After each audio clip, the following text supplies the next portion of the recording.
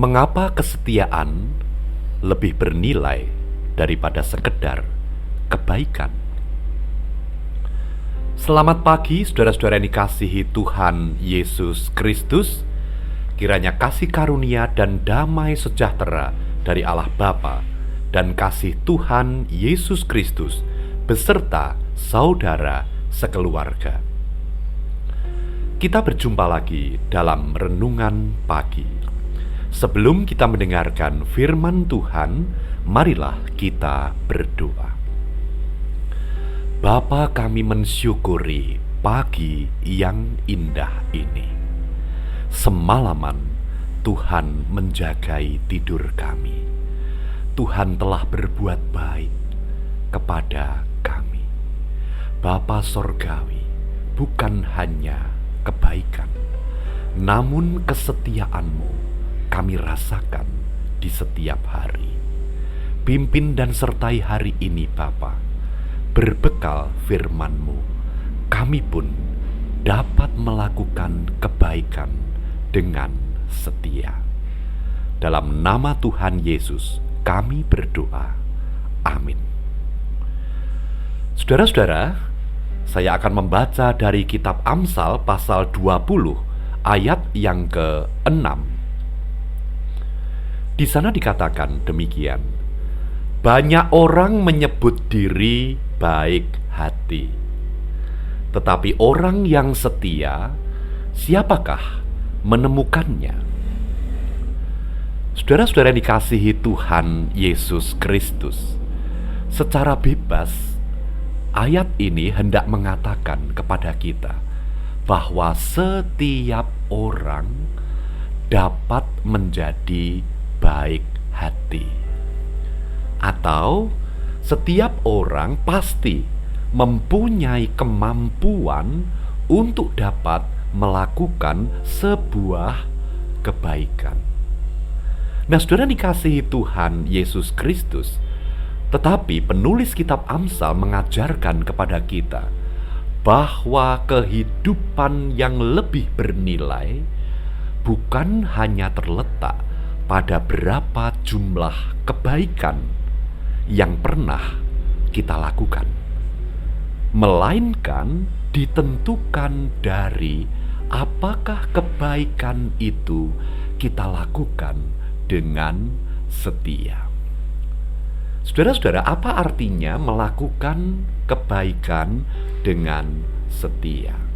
Artinya kebaikan itu menjadi komitmen di dalam kehidupan kita untuk kita lakukan, tidak peduli keadaan berubah, tidak peduli situasi tidak menguntungkan lagi bagi kehidupan kita, tetapi kebaikan yang kita lakukan dengan setia yang menjadi komitmen kita didasarkan hanya oleh karena kita merasa bahwa kebaikan-kebaikan Tuhan juga kita terima karena Tuhan Yesus memberikannya dengan setia. Kebaikan Tuhan setia. Terbukti kebaikan Tuhan kita terima setiap hari. Nah, saudara dikasihi Tuhan, itulah sebabnya kesetiaan menjadi begitu bernilai di dalam kehidupan kita. Kehidupan yang penuh dengan kesetiaan dalam hal kebaikan akan diperkenan oleh Tuhan yang Maha Setia, yang juga senantiasa memberikan kebaikan-kebaikannya untuk kita. Nah, saudara dikasihi Tuhan Yesus Kristus, apakah kita pernah melakukan kebaikan dahulu, namun sekarang tidak lagi kita lakukan? Marilah kita renungkan di dalam kehidupan kita. Tuhan kita, Tuhan Yesus Kristus, seperti apapun keadaan kita, Dia melakukan kebaikan bagi kita dengan setia. Dan kita dapat merasakan kebaikan itu di setiap hari. Oleh karena itu, saudara yang dikasihi Tuhan, lakukanlah kebaikan dengan setia, supaya kita juga senantiasa bersyukur atas kebaikan dalam kesetiaan Tuhan. Amin. Mari kita berdoa. Bapa, ajarkan kami untuk setia di dalam keikhlasan, di dalam komitmen kami untuk melakukan bagian kami di dalam kebaikan-kebaikan yang menjadi tanggung jawab kami, yang seharusnya kami lakukan. Bapa, biarlah semua itu kami lakukan dengan setia, hanya dengan memandang kepada Tuhan Yesus Kristus yang begitu setia di dalam melakukan kebaikan bagi kami. Berkati hari ini Bapa.